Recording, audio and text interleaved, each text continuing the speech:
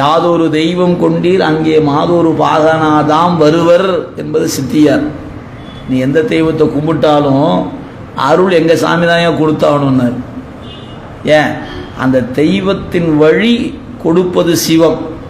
நீ கும்பிடுறது அது வேணா இருக்கலாம், ஆனால் கொடுப்பது எது? சிவம் தான் கொடுக்கிறது. அப்போ நீ எதை வணங்குகிறாயோ அந்த அளவு தான் உனக்கு கிடைக்கும். அந்த அளவு கடந்த ஒன்றை அந்த வடிவத்தில் பெற இயலாது. இதை நீங்கள் நினைவில் வைத்துக்கொள்ள ரொம்ப எளிமையாக விளங்கி கொள்ளணும்னா, வீட்டுக்கு வரக்கூடிய மின்சாரம் 240 வோல்ட். அந்த 240 வோல்ட்டில் என்னென்ன பயன்படுத்தலாம்? ஒரு கிரைண்டர் பயன்படுத்தலாம், ஒரு மிக்சி பயன்படுத்தலாம், ஒரு வாஷிங் மிஷின் பயன்படுத்தலாம். இத்தனை டியூப்லைட்டு, இத்தனை ஃபேன். அதுக்கு மேலே நீங்கள் வேறு ஏதாவது ஒன்றை பயன்படுத்திங்கன்னா பீஸ் போயிடும். ஏன்? கெப்பாசிட்டி அவ்வளவுதான். இதை நினைவில் வைத்து கொள்ளுங்க. ஆக அது மாதிரி தான் நாம் போய் ஒரு தெய்வத்தை கும்பிட்றோம். உதாரணத்துக்கு ஒரு எல்லை தெய்வம் இருக்குதுங்க, மாரியம்மன், காளியம்மன் ஒரு தெய்வம் இருக்குது. தாயே எனக்கு கொஞ்சம் முத்தி கொடு தாயே அப்படின்னா அந்த தாய் அவங்க அதை கொடுக்க இயலாது. ஏன்? அந்த தெய்வம் 240 வோல்ட் அதுக்கு உண்டானது தான் கொடுக்கும்.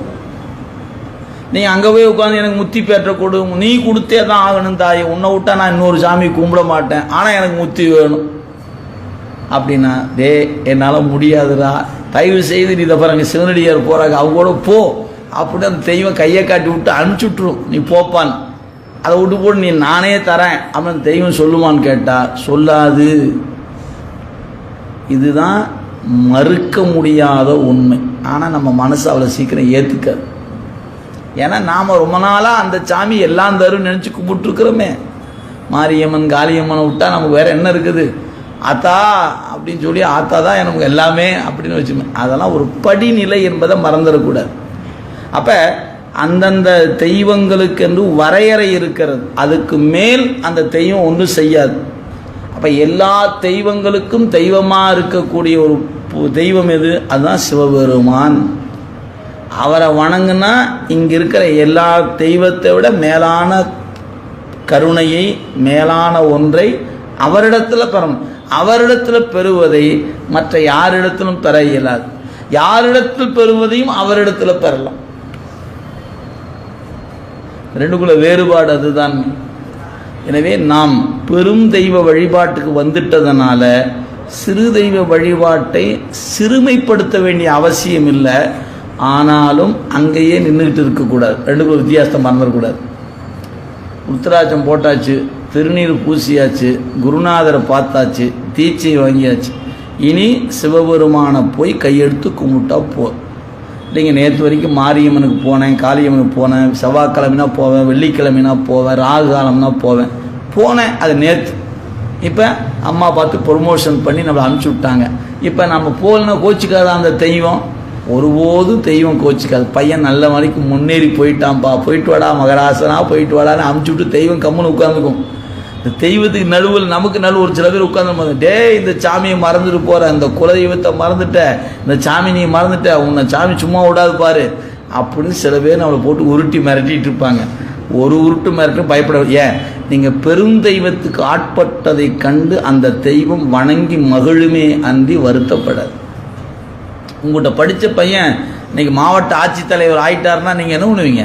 ஆஹா, உங்கள்கிட்ட படித்த பையன் இன்னைக்கு கலெக்டர் ஆகிட்டான்யா அப்படின்னா, ஐயோ கலெக்டர் ஆகிட்டானுங்க அப்படின்னு வருத்தமாக படுவார்.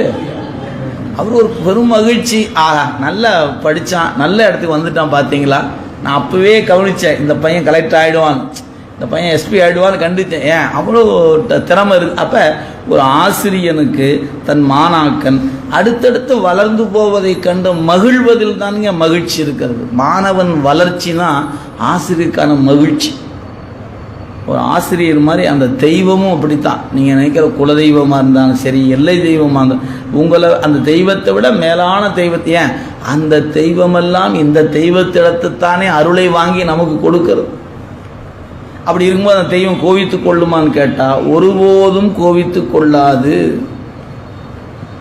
ஆனால் நடைமுறையில் பார்த்தீங்கன்னா நீங்கள் குலதெய்வம் கும்பிடல, அந்த தெய்வத்தை கும்பிடல, இந்த தெய்வத்தை கும்பிடல, அதனால தான் குத்தம் வந்துருச்சு அப்படின்னு சொல்லி கொண்டு இருப்பாங்க. அதெல்லாம் ஆராய்ச்சிக்குரியது. நீங்களே ஆராய்ந்து பார்த்து கொள்ளுங்கள். சிவபெருமானிடத்து வந்துவிட்டால் அந்த ஒரு தெய்வத்தை வணங்குவதில் எல்லா வகையான தெய்வ வழிபாடும் அதற்குள்ளே அடங்கி போச்சு. அதான் சென்று நாம் சிறு தெய்வம் சேர்வோம் அல்லோம், சிவபெருமான் திருவடியே சேரப் பெற்றோம் என்று அப்பர் சாமி பாடியிருக்கிறார். எந்த நிலையிலும் இன்னொரு தெய்வத்தை என் நெஞ்சத்தில் வைத்து வணங்க மாட்டேன் என்று திருவாசகம் முழுக்க சொல்லுகிறது. ஒரு பதியத்தில் கூட மாற்றி சொல்லலைங்க. ஒவ்வொரு பதியத்திலும் நீங்க பார்க்கலாம், என் இறைவனை தவிர என் வணக்கம் இன்னொருவருக்கு இல்லை.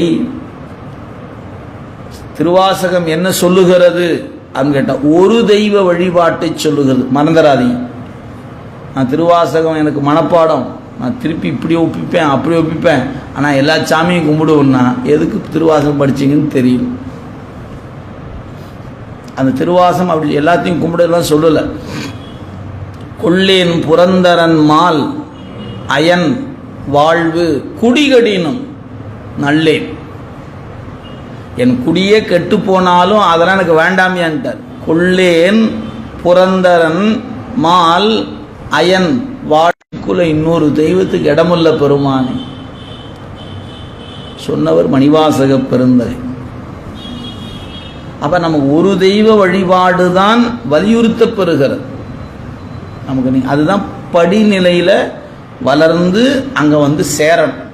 அப்போ மற்ற எல்லை தெய்வங்கள் சிறு இதெல்லாமே நமக்கு ஒரு எல்கேஜி யூகேஜி போல் நம்ம கடந்து வரோங்க. அதுக்காக அதை இழிவுபடுத்துவதல்ல, வந்துட்டோம், அதிலிருந்து தான் இங்கே வந்திருக்கிறோம். அந்த சிறு தெய்வங்களை இழிவுபடுத்துவது நோக்கம் அல்ல. ஆனால் பெருந்தெய்வ வழிபாட்டுக்கு வந்து விட்டால் அவை இந்த வணக்கத்துக்குள்ளேயே அந்த வணக்கம் அடங்கிடும், முடிஞ்சு போச்சு. நீங்கள் அதுக்கு தனியாக மறுபடியும் போய் அங்கே இடத்துல நிற்கணும் என்ற அவசியம் இல்லை என்பதை நினைவில் கொள்ளுங்க. அதுக்கு மேலே உங்களுடைய அறிவினுடைய சூழலை பொறுத்தது அவர் வினைக்கு ஏற்ப அந்த அனுபவங்கள் நிகழும்.